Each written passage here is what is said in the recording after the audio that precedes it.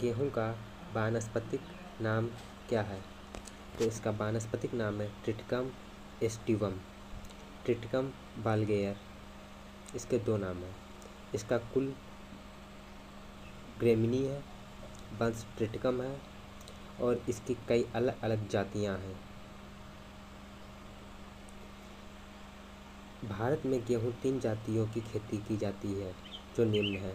Number 1 Triticum एस्टिवियम जो चपाती वाला गेहूं है।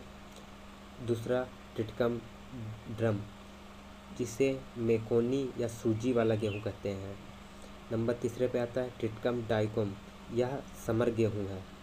भारत में उपयुक्त प्रजातियों के अंतर्गत क्रमशः 87%, 12%, 1% क्षेत्रफल पर खेती की जाती है।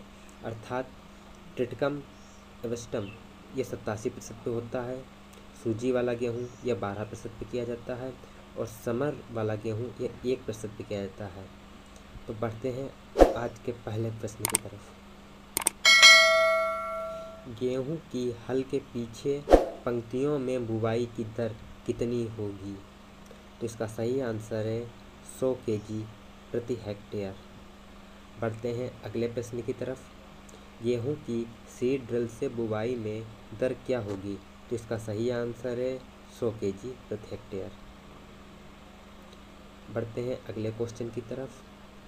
गेहूं की डिबलिंग विधि से बुवाई दर क्या होगी? तो इसका सही आंसर है 25 से 30 kg प्रति हेक्टेयर।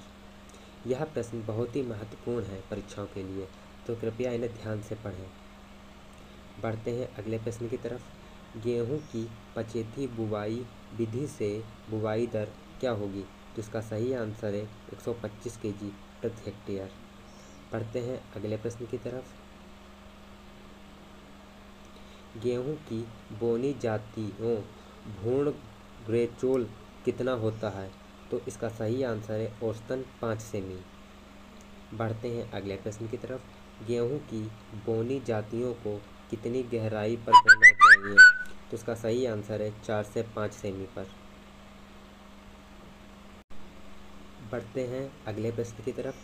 जहां भूमि में नमी की मात्रा अधिक होती है वहां किस विधि से बुवाई की जाती है?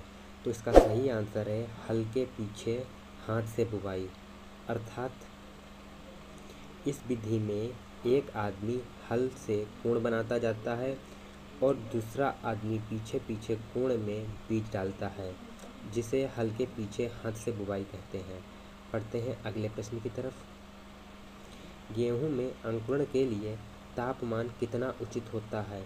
तो इसका सही आंसर है 20 डिग्री प्रति सेल्सियस। बढ़ते हैं अगले प्रश्न की तरफ।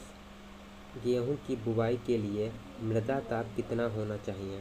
तो इसका सही आंसर है 12 डिग्री सी से कम और 29 डिग्री सी से अधिक नहीं होना चाहिए। बढ़ते हैं अगले प्रश्न की तरफ।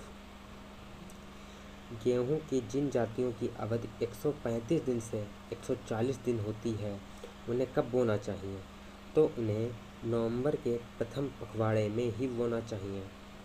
बढ़ते हैं अगले प्रश्न की तरफ। गेहूं की जातियों की अवधि 120 दिन के लगभग समय लेती है, तो उन्हें कब बोना चाहिए? उन्हें 15 से 30 नवंबर तक बो लेना चाहिए। बढ़ते हैं अगले प्रश्न की तरफ। पछेती बुवाई में प्रयुक्त गेहूं की प्रमुख जातियां हैं। प्रमुख जातियां कौन कौन सी हैं? आइए पढ़ते हैं। वो निम्न है। UP 262, UP 115। बढ़ते हैं अगले प्रश्न की तरफ। गेहूं के दाने में नाइट्रोजन किस रूप में पाई जाती है? तो इसका सही आंसर है ग्लूटीन, प्रोटीन के रूप में पाई जाती है। ये जो नाइट्रोजन होती है वो गेहूं के दाने में प्रोटीन के रूप में बदल जाती है, जो ग्लूटीन के नाम से जानी जाती है। बढ़ते हैं अगले प्रश्न की तरफ। गेहूं में तीसरी सिंचाई कब करते हैं? यह बहुत ही अति महत्वपूर्ण प्रश्न है। तो गेहूं में तीसरी सिंचाई गांठ बनने के अंतिम अवस्था या बोने के 65 से 75 दिन के बाद करते हैं। बढ़ते हैं अगले प्रश्न की तरफ। गेहूं में गेरुई कितने प्रकार की होती है? यह प्रश्न पिछली परीक्षाओं में कई बार पूछा जा चुका है, जैसे सेकेंड सेमेस्टर में, थर्ड सेमेस्टर में। तो आइए पढ़ते हैं कि गेरुई कितने प्रकार की होती है। नंबर 1 पीली गेरुई, नंबर 2 भूरी गेरुई, नंबर 3 काली गेरुई, अर्थात यह 3 प्रकार की होती है। बढ़ते हैं अगले प्रश्न की तरफ। उससे पहले कुछ विशेष जानकारी ले लेते हैं। गेहूं के सिंचित क्षेत्रों के लिए पोषक तत्वों की मात्रा कितनी होनी चाहिए। जातियाँ, देसी जातियाँ, नाइट्रोजन 60 से 80 किलोग्राम प्रति हेक्टेयर, फास्फोरस 30 से 40 किलोग्राम प्रति हेक्टेयर और पोटास 40 किलोग्राम प्रति हेक्टेयर। बोनी जातियों के लिए समय से बुवाई के लिए 120 किलोग्राम प्रति हेक्टेयर नाइट्रोजन की ज़रूरत पड़ती है, फास्फोरस 60 केजी प्रति किलोग्राम हेक्टेयर और पोटास भी 40 किलोग्राम प्रति हेक्टेयर पड़ती है। बोनी प्रजातियाँ जिन्हें पछेती बुवाई से जोड़ा जाता है, इनके लिए नाइट्रोजन 60 से 80 किलोग्राम प्रति हेक्टेयर, फास्फोरस 40 किलोग्राम प्रति हेक्टेयर और पोटास 40 किलोग्राम प्रति हेक्टेयर। असिंचित क्षेत्रों के लिए देसी जातियाँ 20 से 30 केजी प्रति हेक्टेयर नाइट्रोजन की आवश्यकता होती है, फास्फोरस 20 केजी प्रति हेक्टेयर, पोटास 15 केजी प्रति हेक्टेयर। बोनी जातियाँ 40 से 60 किलोग्राम नाइट्रोजन प्रति हेक्टेयर, फास्फोरस 30 किलोग्राम प्रति हेक्टेयर